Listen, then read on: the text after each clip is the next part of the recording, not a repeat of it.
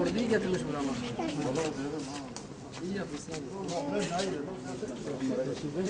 Hem şu karavanı.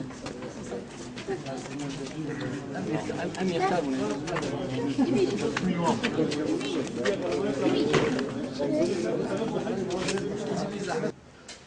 Ramazan ayını tüm Müslümanlar tarafından herkes kendince en iyi şekilde ihya ettik.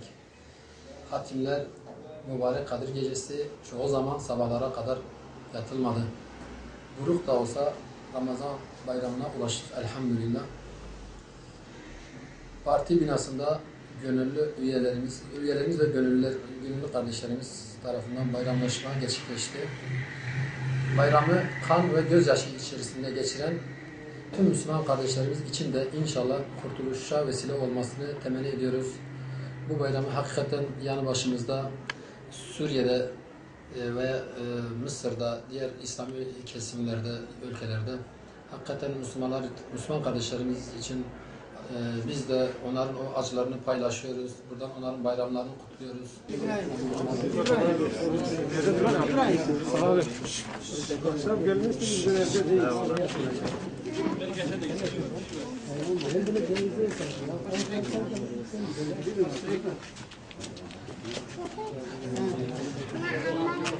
Hayır, biz bayram şirketlerimizi de aldık, camlarımızı aldıktan sonra